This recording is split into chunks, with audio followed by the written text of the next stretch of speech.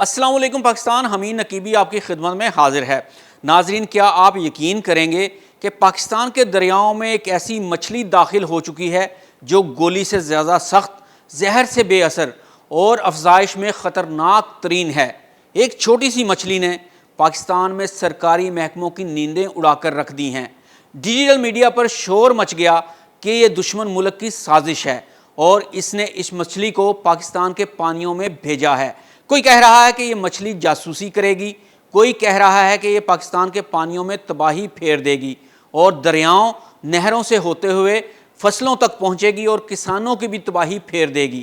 ناظرین، سکھر کے قریب ایک ڈھونڈ سے کراچی فش ہاربر تک پہنچنے والی یہ مچھلی جسے لوگ ایلین فش کہہ رہے ہیں، لیکن سوال یہ ہے، یہ آئی کہاں سے، کون لایا، اور سب سے اہم سوال، کیا یہ پاکستان کے دریاؤں اور سمندر کے لیے موت کا پیغام ہے؟ ویڈیو آخر تک ضرور دیکھیے گا، کیونکہ جو سچ اب سامنے آئے گا وہ آپ نے پہلے کبھی نہیں سنا ہوگا۔ اصل سچ کیا ہے، آئیے جاننے کی کوشش کرتے ہیں۔ ناظرین، یہ مچھلی لاطینی امریکہ کی رہائشی ہے، جہاں اس کا قدرتی نظام اس کو قابو میں رکھتا ہے، لیکن جب یہ غیر فطری ماحول میں داخل ہوتی ہے جیسا کہ پاکستان، تو یہ ایک بایولوجیکل ویپن بن جاتی ہے۔ اس مچھلی کا جسم لوہے جیسی ہڈیوں کی پلیٹوں سے ڈھکا ہوتا ہے، یعنی یہ قدرتی طور پر بختر بند ہوتی ہے۔ اس کا تقریباً کوئی قدرتی دشمن نہیں، انتہائی سخت جان ہے، آلودہ پانی میں بھی زندہ رہتی ہے، کم آکسیجن، زیادہ نمک، کیچڑ سب برداشت کر لیتی ہے، زمین میں سرنگیں کھودنے کی صلاحیت رکھتی ہے۔ یہ خصوصیت کسی عام مچھلی میں نہیں ہوتی۔ تو آئیے اب جانتے ہیں کہ اس مچھلی سے اصل خطرہ کیا ہے جو عوام کو ابھی تک نہیں بتایا گیا۔ نمبر 1، دریاؤں کے کنارے تباہ کر دیتی ہے۔ یہ مچھلی دریاؤں کے کناروں میں بل بناتی ہے اور سرنگیں کھودتی ہے، اس سے کنارے بیٹھنے لگتے ہیں، نہریں، بیراج، بند اور پشتے کمزور ہو جاتے ہیں۔ پنجاب اور سندھ میں نہری نظام پہلے ہی بہت کمزور ہے۔ یہ مچھلی انفراسٹرکچر کے لیے خاموش دشمن ہے۔ نمبر 2، یہ مچھلی مقامی مچھلیوں کا مکمل خاتمہ شروع کر دیتی ہے۔ یہ مچھلی مچھلیوں کے انڈے اور لاروا کھا جاتی ہے، خوراک پر قبضہ کر لیتی ہے، مقامی اقسام کو افزائش کا موقع ہی نہیں ملتا، جس کا نتیجہ یہ نکلتا ہے کہ پاکستان میں پائی جانے والی مختلف مچھلیاں سرے سے غائب ہونے لگتی ہیں، مقامی ماہی گیر تباہ ہو جاتے ہیں، غذائی زنجیر فوڈ چین ٹوٹ جاتی ہے۔ تو آئیے اب دیکھتے ہیں کہ یہ مچھلی پنجاب کے لیے خاص خطرہ کیوں ہے۔ ناظرین، پنجاب میں نہریں، دریا، تالاب، بیراج زرعی پانی پر مکمل انحصار کرتے ہیں۔ یہ مچھلی نہروں کے کنارے توڑتی ہے، پانی کے بہاؤ کو متاثر کرتی ہے، کسانوں کے پانی کو خطرے میں ڈالتی ہے، ماہی گیری کی مقامی معیشت ختم کر سکتی ہے۔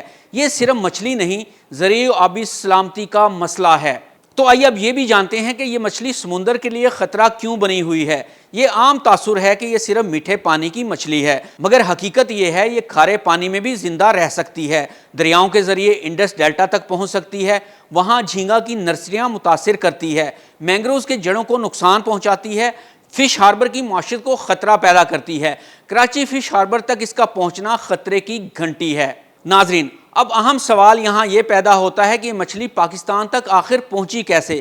کیا یہ سازش تھی یا پھر معاملہ کچھ اور ہے؟ تو آئیے دیکھتے ہیں۔ یہ مچھلی ایکویریم میں ڈیکوریشن کے طور پر رکھی جاتی ہے۔ تحقیقات یہ بتاتی ہیں کہ جن ممالک میں سیلاب آئے اور گھر تباہ ہوئے تو یہ ایکویریم ٹوٹ گئے اور یہ مچھلیاں سیلابی پانی میں شامل ہو کر سمندر تک پہنچی۔ لیکن اس کے ساتھ ساتھ ایک اور تھیوری نے بھی جنم لیا ہے کہ یہ مچھلیاں کسی نے جان بوجھ کر پاکستان کے پانیوں میں چھوڑی، جیسا کہ ہندوستان پر ہی شک جاتا ہے، کیونکہ ہندوستان کبھی پاکستان کا پانی روک کر سازش کرتا ہے اور کبھی کسی اور بہانے سے۔ تو اس بار اس نے پاکستان کے پانیوں میں یہ مچھلی چھوڑ کر ایک نئی سازش کی ہے۔ تو آئیے اب دیکھتے ہیں کہ اس پر کنٹرول کرنا ناممکن کیوں ہے۔ ناظرین، یہ سب سے خطرناک حقیقت ہے۔ ایک مادہ سال میں ہزاروں انڈے دیتی ہے جو تیزی سے بالغ ہو کر مچھلیاں بن جاتے ہیں۔ جال میں کم آتی ہے کیونکہ یہ بھاری جسم اور ہڈیاں رکھتی ہے۔ دلچسپ امر یہ ہے کہ اس پر نہ تو کوئی زہر کام کرتا ہے اور نہ ہی کوئی بیماری اثر کرتی ہے، مارو تو بھی بچ نکلتی ہے۔